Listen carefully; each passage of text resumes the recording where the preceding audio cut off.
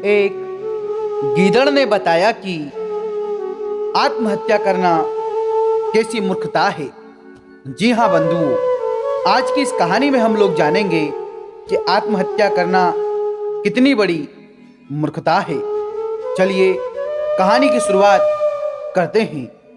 पूर्व काल में एक काश्यप नामक एक बड़ा तपस्वी और संयमी ऋषि पुत्र हुआ। वो ऋषि पुत्र कहीं जा रहा था।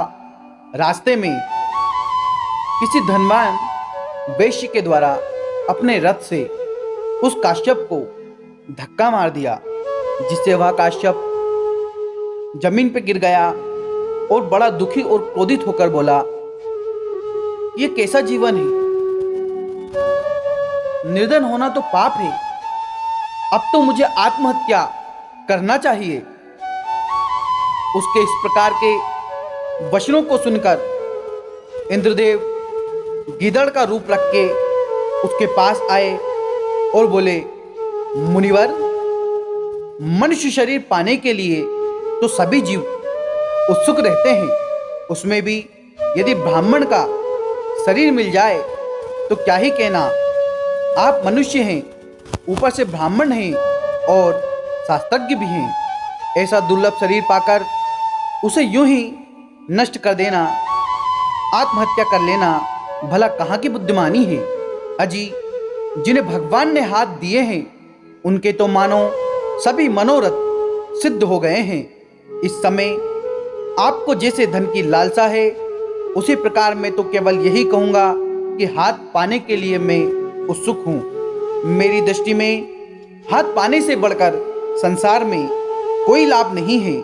देखिए मुनिवर, मेरे शरीर में कांटे चुभ रहे हैं, किंतु जिन्हें भगवान ने हाथ मिले हैं उनका क्या कहना है। ये वर्षा, शीत, धूप से अपना कष्ट निवारण कर सकते हैं। जो दुख बिना हाथ के दीन, दुर्बल और मुक्त प्राणी सहते हैं, सौभाग्यवश वे तो आपको नहीं सहन करना पड़ रहा है। भगवान की बड़ी दया है महाराज आपके ऊपर। आप फिर आत्महत्या क्यों कर रहे हैं?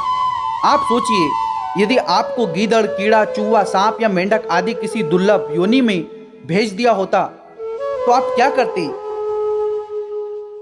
काश्यप, आत्महत्या करना बड़ा पाप है, यही सोचकर मैं वैसा नहीं कर रहा हूँ। अन्यथा देखिए, मुझे ये कांटे इतने चुभ रहे हैं, किंतु हाथ न होने के कारण मैं अपनी रक्षा नहीं कर पा रहा हूँ।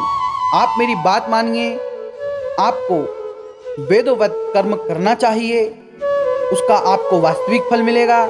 आप सावधानी से स्वाध्याय और अग्निहोत्र कीजिए, सत्य बोलिए, इंद्रियों को अपने काबू में रखिए, दान दीजिए और किसी से स्पर्धा न कीजिए। हे विप्रवर, ये गिदड़ योनि में मेरे कुकर्मों का परिणाम है। मैं तो रात दिन अब कोई ऐसी साधना करना चाहता हूँ जिससे किसी प्रकार आप जैसी मनुष्य योनि प्राप्त हो जाए। अब ऋषि काश्यप को मनुष्य देह की जो महत्वता थी उसका ज्ञान हो गया और उन्हें यह भी ज्ञान हो गया कि जो ये गिदड़ है सामने उनकी, ये कोई प्राकृतिक गिदड़ नहीं है, ये स्वयं सचिव पति इंद्र ही है। अब ऋषि काश्यप ने इंद्र की पूजा की और उनकी आज्ञा पाकर लौट आए। तो दोस्तों, इस कहानी से हमने सीखा कि आत्महत्या करना किसी भी चीज का समाधान नहीं होता। ईश्वर ने हमें मनुष्य जीवन दिया है।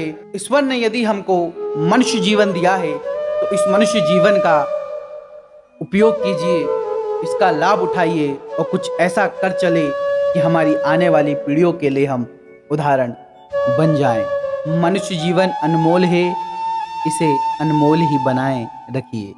राधे राधे।